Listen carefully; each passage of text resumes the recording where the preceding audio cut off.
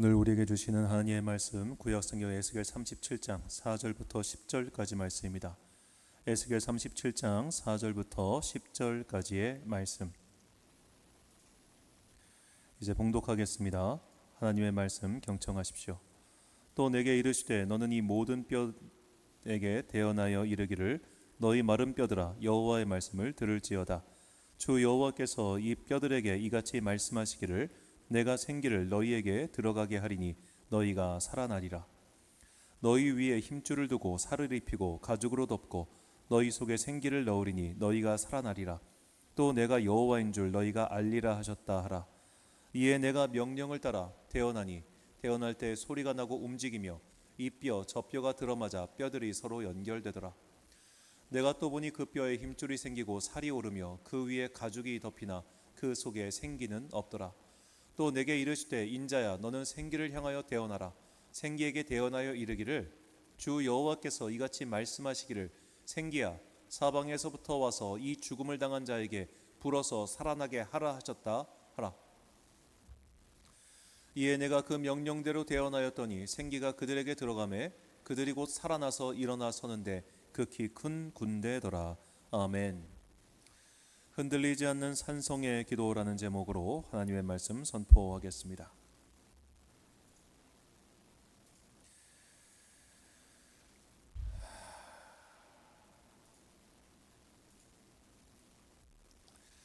지난주에 교회가 반석 위에 세워진다는 말씀을 드렸습니다.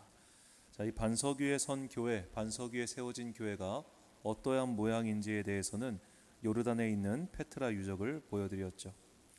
이 페트라 유적은 지난주에도 말씀드렸지만 이미 예수님 때부터 그곳에 있었던 바로 그런 건축물입니다. 그렇기 때문에 예수님께서 이 말씀을 하셨을 때 사람들은 바위 위에 건축된 것, 이런 페트라와 같은 유적을 생각을 했을 겁니다. 이 건축물이 2000년이 훨씬 지난 지금도 이렇게 멀쩡하게 있는 것은 바로 바위라고 하는 아주 단단한 그곳에 건설했기 때문이지요. 이런데 이런 바위에 새겨진 집, 바위에 사실 조각된 건물이라 해야겠죠. 이것은 아주 취약한 약점 하나가 있습니다. 바로 지진입니다. 이런 건물, 사실 모든 건물이 다 지진이 나면 그게 위태로운 것은 사실이나 특히나 이런 바위 덩어리에 지어진 건축물은 지진이 나는 순간 그대로 와르르르 무너지기 십상 아니겠습니까? 그렇기 때문에 바위 위에 건설된 집도 지진이라고 하는 큰 흔들림이 오면 와르르르 무너지는 경우가 참 많습니다. 고대 지금도 지진이라는 것이 큰 공포이지만 고대 세계 사람들에게는 또 얼마나 큰 무서움이었겠습니까? 그래서 지진이라고 하는 단어는 성경 안에서 대부분 하나님의 심판을 가리킬 때 사용됩니다. 그만큼 무섭고 두렵고 참 피하고 싶은 그런 사건이 바로 지진인 것이죠. 그런데 이 지진이라고 하는 단어가 구약 성경 내에서 조금 긍정적인 의미로 사용된 경우가 바로 오늘 본문 말씀입니다. 먼저 구약 성경에서 지진이라고 번역하는 단어는 이 라쉬라고 하는 단어인데 이 단어의 뜻은 지진이란 뜻도 있지만 흔들림 그리고 큰 소리를 뜻합니다. 그러니까 지진이 나가지고 막 우르르 쾅쾅 할 때 큰 소리가 날 거 아닙니까? 그러니까 지진, 흔들림, 큰 소리, 이게 라쉬라고 하는 단어인데 오늘 본문에 이 단어가 등장합니다. 오늘 본문 7절 말씀입니다.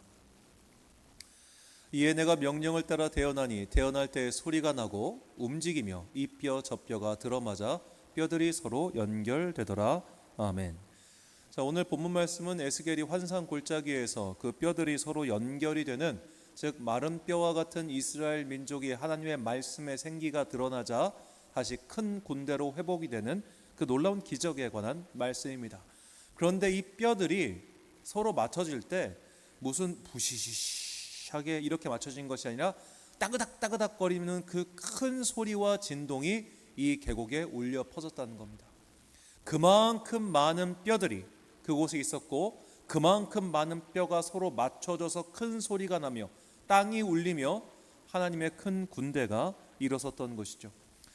이렇게 하나님께서는 때로는 심판하는 그런 지진을 일으키시기도 하지만 동시에 회복시키시는 큰 지진을 일으키실 때도 있다는 겁니다. 우리가 이 지진에 대해서 분별할 줄 알아야 된다는 거죠. 자, 우리의 삶에도 지진이 일어날 때가 있습니다. 분명히 반석 위에 세워졌다고 하셨습니다. 주님께서는 우리를 성전으로 세워주셨죠. 그리고 믿음의 고백 위에 성전을 세우셨다고 했습니다. 바위 위에 건설된 교회, 바위 위에 건설된 성전, 그것이 바로 우리 자신들입니다. 우리 공동체입니다. 그런데 이런 공동체에 흔들림의 순간이 올 때가 너무나 많지요. 내 삶이 풍파에 흔들립니다. 내 삶이 기저가 흔들리는 위기를 겪습니다. 사실 성도들이 겪는 모든 종류의 큰 흔들림의 위험, 건강의 위협, 재산의 위협, 그리고 가족들 혹은 자녀들, 이런 위협, 이런 흔들림이 발생할 때 우리의 믿음의 고백 위에 세워져 있는 교회라고 하는 터전, 나의 성전이라고 하는 터전, 이것조차 흔들린다는 거예요. 건강이 꺾이니 믿음도 함께 꺾이고, 삶의 위기가 찾아오니 믿음도 함께 위기를 맞이하는 것, 이런 지진이 벌어진다는 겁니다. 자, 이렇게 우리의 믿음의 뿌리, 근본을 흔드는 지진과 같은 사건이 일어날 때, 교회가 흔들리고 내 믿음이 흔들리는 그런 사건이 일어날 때 우리는 그 사건을 분별해야 됩니다. 이것이 하나님의 심판, 하나님께서 너 정신 차려, 너 그렇게 살면 안 돼 라고 하는 경고의 지진인가, 경고의 흔들림인가, 아니면 사실은 멀쩡히 세워져 있는 것 같지만 다시 회복해야 되는 나를 위한 그 회복의 흔들림인가 라는 것 말이죠. 어떤 흔들림은 유혹의 흔들림이고 심판의 흔들림입니다. 그런데 우리는 그 모든 흔들림을 사실은 다 피하고 싶어 해요.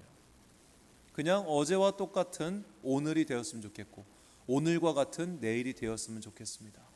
무난하고 평탄하게 흘러가는 인생을 모두가 바랍니다. 생각한 대로, 계획한 대로, 어젯밤에 잠들면서 내일은 이거 하고 저거 하고 저거 해야지, 몇 시에 출근해서 어떻게 움직여서 어떻게 가야지 라고 계획했던 바가 그 생각대로 이루어지는 하루하루를 살아가기를 누구나 꿈꾸고 있습니다. 그러다가 어느 날 갑자기 건강이 안 좋다는 통보를 받게 되고, 어느 날 갑자기 뜻하지 않게 지출이 확 생겨가지고 경제가 어려워지고, 뜻하지 않게 가족에게 위기가 닥친 일들이 벌어지면 우리의 믿음이 뿌리 터전이 마구마구 흔들리는 것이죠. 우리는 이런 흔들리는 사건을 발견했을 때 사실 이것이 어디로부터 비롯된 것인지를 분별하기가 어렵습니다. 한 가지 분명한 것이 있습니다. 그러나 이런 흔들림 뒤에 우리는 회복하게 될 것이라는 겁니다. 마치 마른 뼈들이 큰 소리와 함께, 큰 흔들림과 함께 그들의 생기가 다시 돌아가 죽은 줄 알았던 이스라엘 민족이 큰 군대로 회복되었듯이 우리 또한 그렇게 회복될 것입니다. 이 회복에 대한 말씀 요엘서 3장 학개 2장 7절 말씀입니다. 또한 모든 나라를 진동시킬 것이며 모든 나라의 보배가 이르니 내가 이 성전의 영광이 충만하게 하리라. 만군의 여호와의 말이니라. 아멘. 자, 하나님께서 이렇게 진동시키신 이후에 주님께서 그곳에 영광이 충만하게 해주시겠다, 그렇게 약속하시죠. 이 흔들림 뒤에 우리는 회복될 것입니다. 이 흔들림 이후에 우리는 더욱더 단단해질 것입니다. 그 흔들림 이후에 우리는 더욱더 분명해질 것입니다. 그러므로 내 삶을 흔드는 사건들, 특별히 우리의 믿음을 흔드는 사건들이 자꾸만 발생할 때마다 하나님, 왜 내 믿음을 평탄하게 안 해주세요? 하나님, 왜 나에게는 평탄한 길을 주지 않으세요? 하나님, 왜 나에게는 시온의 대로와 같은 일들이 일어나지 않는 겁니까? 라고 원망하기 전에 하나님께서 흔드실 때, 이 사건은 나를 일으켜 세워주시기 위한 하나님의 뜻이 담겨 있다는 것을 반드시 깨달아야 됩니다. 그래야만 진짜 살 길이 열립니다. 자, 바위 위에 집을 세워놨습니다. 단단하다고 믿었습니다. 그런데 지진이 나자 막 흔들리면서 다 무너집니다. 바위 위에 있으니까 오히려 바위와 함께 와르르 무너져서 깔아 뭉개지겠죠. 자, 그런데 성경을 보면 이렇게 바위 위에 건설된 것 이 집보다 더 단단한 것이 등장합니다. 지진이 났습니다. 집은 이제 더 이상 내가 견고하다고 생각했던 그 집은 더 이상 견고해지지 않았습니다. 그렇다면 어디로 피신해야 될까요? 바로 산성입니다. 요엘서 3장 16절 말씀입니다. 여호와께서 시온에서 부르짖고 예루살렘에서 목소리를 내시리니 하늘과 땅이 진동하리로다. 그러나 여호와께서 그의 백성의 피난처 이스라엘 자손의 산성이 되시리로다. 아멘. 자, 하늘과 땅이 진동합니다. 지진이 큰 지진이 일어났습니다. 세계가 뒤집혀지는 것 같은 지진입니다. 그런데 하나님께서 피난처와 산성이 되신다. 즉 지진이 일어났을 때는 바위 위에 건설된 집도 소용이 없습니다. 어디로 피해야 되냐? 산성으로 피해야 된다는 것이죠. 자, 구약 성경에서 산성이라고 번역하는 히브리어는 마오즈라고 하는 단어입니다. 중국말 아니고요. 마오즈라는 단어인데 이는 견고한 요새를 뜻하고 피난처를 뜻하며 그리고 강한 힘을 가리킵니다.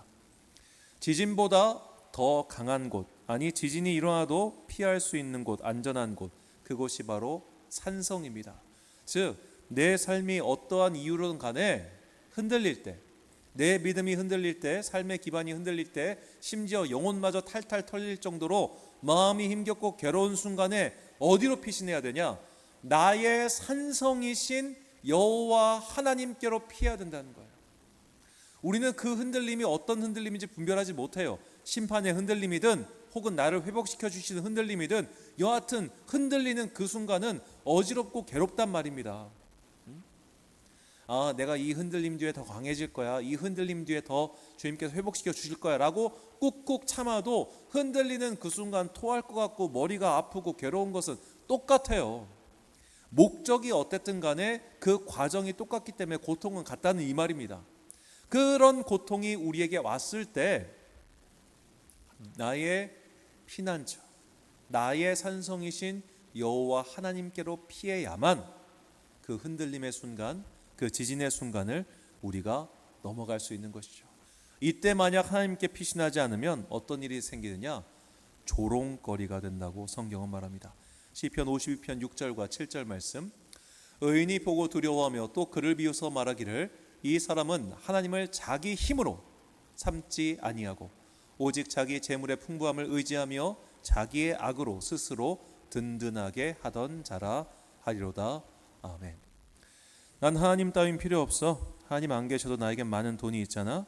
난 하나님보다 더욱더 든든한 산성을 가지고 있어. 봐라, 마치 누가복음에 나오는 부자 이야기처럼 내가 여러 해 동안 쓸 재물을 비축해 두었으니 이제 나의 영혼아 평안하자라고 했을 때 주님께서 그의 영혼을 그날 밤 데려가시리니 그럼 그의 재산이 누구의 것이 되겠느냐라고 말씀하셨던 것처럼 내가 아무리 세상으로부터 여러 가지 것들을 든든하게 만들어 놔도 주님께서 그의 생명을 거둬가시면 의미가 없다는 거예요. 꽤 오래전에 미국 토크쇼에 나왔던 개그 유머 같아요. 아이들에게 한 래퍼가 이런 말을 합니다. 두 번째였던가요? 10가지 조언을 하면서 두 번째 10번 중에 이제 9번째 조언이었는데 조언, 돈이 인생의 전부라고 하지 마라. 돈은 인생에서 더 좋은 전부다. 그러니까 그냥 단순히 좋은 거 이상을 넘어서 돈이란 건 정말 엄청나게 좋다는 거죠. 돈이 많으면 많을수록 살기 편한 것이 자본주의 사회 아니겠습니까? 돈이라고 하는 것이 곧 권력이 되고 권력이라고 하는 것이 나의 편리함으로 다가오는 이 사회에서 보다 많은 돈을 가지고 있다는 건 훨씬 더 많은 편리한 삶을 살게 된다는 겁니다. 5천만 원을 가진 사람과 1억을 가진 사람은 단순히 2배 차이가 아닙니다. 훨씬 더 많은 차이를 낳게 됩니다. 자본이라고 하는 것은 더해지면 더해질수록 그 힘이 아주 커지기 때문이죠. 그래서 사람들은 재물의 풍부함을 의지합니다. 세상의 권력을 의지합니다. 내가 그것만 가지고 있으면 나는 어떠한 흔들림이 와도 괜찮을 거야. 경제가 흔들리던 건강이 흔들리던 나에겐 돈이 있어. 나는 병원에 갈 돈이 있고 의사를 부를 수 있는 돈이 있고 사건을 해결할 수 있는 돈이 있어. 권력이 있어. 힘이 있어. 이러면 평안한 것 같죠. 그런데 주님께서 그거 더 흔드십니다. 너 이 정도 갖고도 그래? 네가 이 정도로 갖고는 아주 느낌도 안 온다 이거지? 오냐? 내가 널 살리기 위해서 흔들겠다 하고 막 흔들어 버리시는 거예요. 주님께서 그렇게 흔드실 때 끝까지 고집을 피우면서 더 많은 돈, 더 많은 부유함, 그런 걸 추구하면 추구할수록 그는 목이 곧은 이스라엘 백성처럼 결국 망하게 되겠죠. 그래서 느헤미야가 우리에게 이렇게, 아니 그 백성들에게 말했고, 이것이 오늘 또 우리에게 주시는 하나님의 말씀입니다. 느헤미야 8장 10절 말씀. 느헤미야가 또 그들에게 이르기를 너희는 가서 살진 것을 먹고 단 것을 마시되 준비하지 못한 자에게는 나누어 주라. 이날은 그 본문상 초막절입니다. 우리 주의 성일이니 근심하지 말라. 여호와로 인하여 기뻐하는 것이 너희의 힘 마우즈이니라 하고, 자, 여호와로 인하여 기뻐하는 것이 너희의 힘이다. 즉 우리가 여호와 하나님을 나의 산성으로 삼아서 산다는 것이 무엇인가? 하나님으로 인하여 기뻐하는 삶을 사는 것, 그것이 주님을 삶이 흔들리는 그 위기의 순간에 나의 산성으로 삼는 방법이라는 겁니다. 도대체 하나님은 우리에게 어떤 기쁨을 주시나요? 내 건강을 회복시켜 주신 기쁨입니까? 내 재산을 늘려주신 기쁨입니까? 우리가 여호와 하나님으로 인하여 기뻐한다고 하는 것은 하나, 구원의 기쁨이에요. 은혜의 기쁨이에요. 사랑의 기쁨이에요. 이 모든 것이 다 하나로 묶여 있습니다. 주님께서 나를 사랑하사 은혜를 베푸셔서 구원해 주셨습니다. 그래서 우리의 마지막은 죽음의 문을 향해 가는 것이 아니라 저 생명의 문, 하늘나라의 문으로 향해 간다고 약속해 주셨습니다. 우리는 이미 끝이 정해진 자들이에요. 우리의 끝은 패망이 아닙니다. 우리의 끝은 멸망이 아닙니다. 우리의 끝은 죽음이 아닙니다. 우리의 끝은 부활이요 생명이며 영광이며 영생입니다. 그렇게 끝을 정해 놓으셨으니 우리는 기쁠 수밖에 없는 거예요. 이길 거니까, 영생을 누릴 거니까, 하늘의 복을 얻을 거니까, 주님께서 마지막 때에 마지막 날에 우리를 위해서 많은 것들을 준비해 놓으셨으니 이제 우리는 잔치집 가는 것밖에 안 남은 거예요. 이 땅에서의 괴로운 모든 것들이 끝나고 난 이후에 우리는 기쁨의 천국으로 들어갈 겁니다. 이것이 여호와로 인하여 기뻐한다는 그 기쁨의 본질인 거예요. 이 기쁨을 가지고 있기 때문에 이 지상의 삶 속에서 낙심하거나 괴로워하거나 넘어지거나 그럴 일들이 많지만 다시 일어설 수 있는 겁니다. 물론 주님께서는 이 땅을 사는 동안 우리에게 복을 주십니다. 그 복이 우리에게 또한 기쁨의 고백이 되기도 하죠. 그런데 그런 것이 없어도 여호와로 인하여 기뻐할 수 있는 것, 이것이 우리의 산성과 같은 믿음이라는 겁니다. 왜냐? 이 느헤미야 8장에서 지금 초막절 제사를 드리는 거예요. 지금 이제 포로에서 돌아와서 예루살렘 성벽 다 짓고 처음으로 초막절 이걸 드리는 겁니다. 그런데 울어요, 사람들이. 왜 울었을까요? 첫 번째로 그동안 하나님의 말씀을 지키지 못하고 산 것이 부끄러워서 울었을 겁니다. 정확한 이유는 나오지 않으니까 유추하는 겁니다. 두 번째로 아마도 처음으로 초막절을 이제 장막절을 드리는데 드릴 게 없는 거예요. 그동안 폐허와 같은 예루살렘에서 그냥 근근히 살아왔어요. 성전을 짓기는 지었지만 성전이 성전으로서 기능을 거의 못하고 있었어요. 에스라가 혼자서 고군분투하고 있었지만 그 고군분투하는 동안 그들은 바뀌지 않았어요. 그런 상황에서 느헤미야가 와가지고 드디어 뭔가 지금 시작이 된 겁니다. 뭔가 시작이 돼서 시작을 해보려고 보니까 자기들이 드릴 수 있는 예물이 너무 적은 거예요. 한심한 거예요. 정말 그러니까 바벨론으로부터 해방되고 수십 년이 지났어요. 수십 년 동안 한 것이라고는 성전, 솔로몬 때에 비하면 너무 초라한 성전 그거 하나 만들어놨어요. 뚱하니 도시 한가운데다가 성벽을 세우지 않았으니 사람들이 도시가 도시로서 기능을 못하는 거예요. 도시가 도시로서 기능을 못하는데 어떻게 성전 혼자만 기능을 하겠습니까? 그 모든 것들이 한심한 상황이었어요. 그러니까 울었어요. 우울했어요. 우리가 하나님께 정말 몇십 년, 아니 여호수아 이후 처음이니까 정말로 이렇게 초막절 절기를 지키는데 이게 뭐야? 자, 초막절은 우리로 치면 추석 명절입니다. 추석 명절에 모여가지고 밥상을 차려왔는데 반찬 거리도 없고 즐거워할 거리도 없으니까 얼마나 자기들의 신세가 한심했겠어요. 그래서 우울했어요. 그런데 느헤미야는 말합니다. 여호와로 인하여 기뻐하는 것이 너희의 힘이다. 그런 것 때문에 슬퍼하지 마. 그런 것 때문에 낙심하지 마. 너 돈 없어? 그런 것 때문에 낙심하지 마. 네 삶이 네 뜻대로 안 풀려? 그런 것 때문에 낙심하지 마. 누가 자꾸만 네 삶을 흔들어? 그런 것 때문에 낭망하지 마. 왜? 너는 하나님께 구원받은 하나님의 자녀잖아. 그러니까 기뻐해. 이것이 너의 힘이 될 거야. 이것이 너의 산성이야. 이것이 너의 요새야 라고 성경은 우리에게 말을 하고 있는 겁니다. 그러므로 자꾸만 삶의 힘든 순간이 올 때마다, 내 삶을 누군가가 뒤흔들 때마다, 내 영혼의 뿌리까지 누군가가 뽑아갈 것처럼 그렇게 괴롭히는 순간이 올 때마다 기억하십시오. 하나님은 여러분을 사랑하시고 여러분을 구원하셨으며 여러분의 영혼의 방향을 이미 저 죽음의 문이 아니라 생명의 문 앞에 놔두셨습니다. 내가 그것을 모를 뿐이에요. 혹은 아직은 믿음이 적어서, 믿음이 약해서 그것이 와닿지 않을 뿐이에요. 우리는 이미 모두 다 생명의 문 앞에 서 있습니다. 우리는 이 삶이 끝나면 그 문 열고 주님 곁에 가서 천국의 잔치를 누리게 될 것입니다. 그 문 앞에 서서 기다리는 이 시간이 누군가는 평안한 시간일 수 있고 누군가는 괴로운 시간일 수도 있습니다. 그러나 그 마지막은 다 똑같습니다. 그 결말은 이미 결정되어 있습니다. 그러니 나를 구원하신 그 주님의 사랑을 나의 산성, 나의 요새, 나의 피난처, 나의 힘으로 삼으십시오. 그러면 우리는 넘어지지 않을 겁니다. 그러면 우리는 낭망하지 않을 겁니다. 그러면 우리는 아무리 누군가가 나의 믿음의 터전을 흔들려도 너는 흔들어 봐라, 나는 안 흔들린다 라고 굳건히 설 수 있게 될 것입니다. 하나님의 그 구원의 기쁨을 회복하십시오. 그래서 다윗은 이렇게 고백합니다. 시편 27편 1절 말씀, 여호와는 나의 빛이요 나의 구원이시니 내가 누구를 두려워하리요. 여호와는 내 생명의 능력이시니 내가 누구를 무서워하리요. 내 생명의 산성, 내 생명의 요새, 내 생명의 피난처, 그분이 바로 여호와 하나님이니 내가 누구를 무서워하겠느냐. 바로 이 다윗의 고백이 우리 모두의 고백이 되기를 간절히 소망합니다.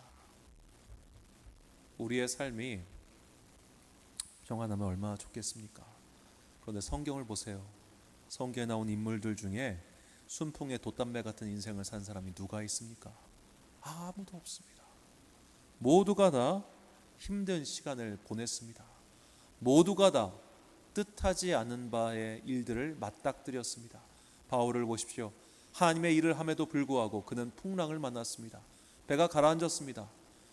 노숙을 해야 됐고요, 강도를 만났고요, 온갖 고초를 겪었습니다. 기록되지 않은 수많은 일들이 있을 겁니다. 그럼 그때마다 만약 우리였다면 얼마나 많은 원망을 했겠습니까? 하나님, 제가 지금 제 재산 불리겠다고 이 짓 합니까? 하나님, 내가 지금 하나님의 일을 하잖아요. 하나님, 내가 지금 하나님 나라를 위해서 이렇게 수고하고 봉사하고 헌신하는데 주님은 왜 나에게 평탄한 길을 주지 않으십니까? 라는 원망을 우리는 안 하겠어요? 우리는 당장 주차하다가 차만 긁어도 그날 시험 들잖아요. 교회를 가는데 차만 막혀도 시험 들잖아요. 교회를 갔다 오는 길에 주차가 빠져나가는 차가 원활하지 않으면 그때도 시험 들잖아요. 그런 작은 일들이 우리를 흔들 때 더 큰 것이 흔들면 어떻게 될 겁니까? 교회를 떠나겠죠. 믿음을 떠난다고 하겠죠. 자, 흔들리는 일은 항상 일어납니다. 신기하게도 항상 일어납니다. 그 흔들리는 주체가 누구인지 우리는 알 수 없습니다. 이 목적도 우리는 잘 모릅니다. 이 신기한 게 그런 흔들리는 시간은 지나가야만 목적을 깨달아요. 아, 그때 하나님께서 나를 흔드신 게 이런 이유였구나. 아, 그때 나를 흔든 것이 사실은 마귀였구나. 아, 저때 나를 흔드는 것이 과거의 나의 덜미였구나. 이런 식으로 나중에 알아요. 나중에. 흔들리는 그 순간은 모른다니까. 그래서 흔들리는 그 순간에는 여호와 하나님을 나의 산성으로 삼고 그 구원의 기쁨을 나의 힘으로 삼아서 그 흔들리는 시간을 버텨내야 하는 겁니다. 그것을 우리가 버텨낼 때 우리는 정말로 하나님께서 우리에게 예비하신 그 천국의 기쁨 속에서 마침내 아름다운 믿음의 열매를 맺게 될 것입니다. 인생에 흔들리는 분들 계십니까? 고난 중에 있는 분들이 계십니까? 삶을 자꾸만 누군가가 와서 흔들어댑니까? 그때 이 다윗의 고백이 우리의 믿음의 간구와 고백이 되기를 간절히 소망합니다. 시편 31편 1절과 2절 말씀 함께 봉독하겠습니다. 여호와여, 내가 주께 피하오니 나를 영원히 부끄럽게 하지 마시고 주의 공의로 나를 건지소서. 내게 귀를 기울여 속히 건지시고 내게 견고한 바위와 구원하는 산성이 되소서. 아멘. 사랑하는 광성교회 성도 여러분, 그리고 이 시간 함께 기도에 참여하고 계신 귀한 주님의 자녀 여러분, 인생에 큰 흔들림이 찾아오셨습니까? 그 흔들림의 이유조차 모르는 지진 같은 사건들이 연이어 여러분의 삶 속에서 일어나고 있습니까?